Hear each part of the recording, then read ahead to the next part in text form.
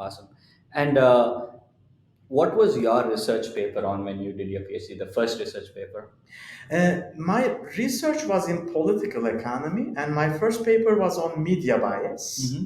And it was about media emphasizing certain stories to benefit either Republican Party or Democratic Party in the United Very States. interesting. Not necessarily lying or making up stories, but emphasizing certain stories. For example, under a Democrat president, a conservative newspaper might emphasize unemployment rate, high unemployment rate more Mm-hmm. than they would under a Republican president, so that they hurt the Democrats, so that next Next election election. Republican wins.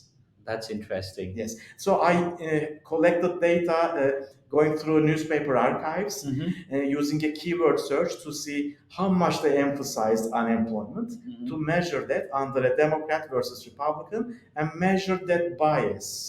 And I did find bias, uh, and the type of bias was not fiction, that they were not lying, but they were just cherry picking stories. And when you say you did find bias, what did you use any mathematical? Yes, Okay, I use regression analysis regression with analysis. panel data.